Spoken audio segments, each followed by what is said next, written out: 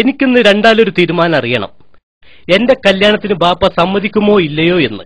അന്നെ കൊണ്ട് കല്യാണം കഴിപ്പിക്കൂലെന്ന് എത്ര പ്രാവശ്യം പറഞ്ഞു സുക്കൂറ ഞാന്. എനിക്കെന്താ മലയാളം പറഞ്ഞാൽ മനസ്സിലാവില്ലേ? ഈ ശുദ്ധഭാഷയിൽ ഇങ്ങനെ ചോദിച്ചോണ്ടൊന്നും എന്റെ സമ്മതം കിട്ടൂല. അതിന്റെ കാരണം എന്താണെന്ന് എനിക്ക് മനസ്സിലാവുന്നില്ല. അതിന്റെ കാരണം ഒരു 100 വട്ടെങ്കിലും എന്നോട് ഞാൻ പറഞ്ഞിട്ടുണ്ട്. നീ വേണമെങ്കിൽ ഒരു വട്ടം കൂടി പറഞ്ഞു തരാം. ഒരു പണിയും ചെയ്യാതെ തെക്ക് വടക്കണ് നടക്കണേ അതിനെ കൊണ്ട് പെണ്ണ് കെട്ടിക്കണേ അങ്ങനെ സുക്കൂറേ. കുപ്പാവും പാന്റിന്റെ ഉള്ളിലാക്കി ഒരു കൂളിംഗ് ഗ്ലാസും വെച്ച് രാവിലെ പൊരേന്നങ്ങോട്ട് ഇറങ്ങിപ്പോവാ. 5 പാതിരാകുമ്പോ കയറി വരിക. അന്റെ പെണ്ണുങ്ങൾക്ക് തിന്നാനും ഉടുക്കാനും കൺമശി ഇടാനും ഞാൻ നയിച്ചുകൊണ്ട് വരിക. എങ്ങനെയുണ്ട്? അപ്പോൾ തൊഴിലില്ലാത്ത ചെറുപ്പക്കാർ കല്യാണം കഴിക്കണ്ടെന്നാണോ? തൊഴിലില്ലാത്ത ചെറുപ്പക്കാർ പെണ്ണ് കെട്ടണോ വേണ്ടെന്ന് ഓലെ വാപ്പാട് തീരുമാനിച്ചോളും. എനിക്കിപ്പോ എന്റെ മുന്നിൽ നിൽക്കുന്ന ചെറുപ്പക്കാരന്റെ കാര്യം നോക്കിയാൽ മതി. അവനക്ക് പെണ്ണ് കെട്ടണമെന്നുണ്ടോ? ഒരു കൊല്ലം ഈ പൊരയിലെ ചെലവ് നടത്തി ഇതൊരാണാണ് തെളിയിക്ക്.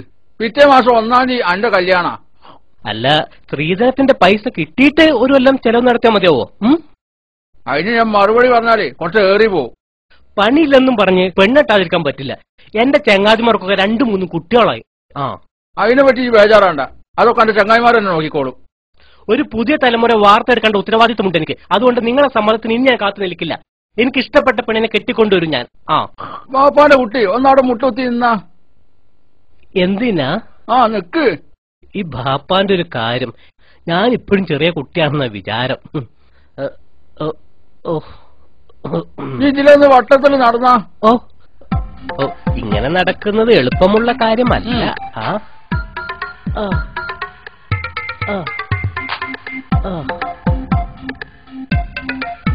ഇങ്ങനെ നടക്കാൻ കഴിയൂലേ? എന്നാ അതിലൊന്ന് മുറ്റത്തേക്ക് അങ്ങോട്ട് ഇറങ്ങിയാ.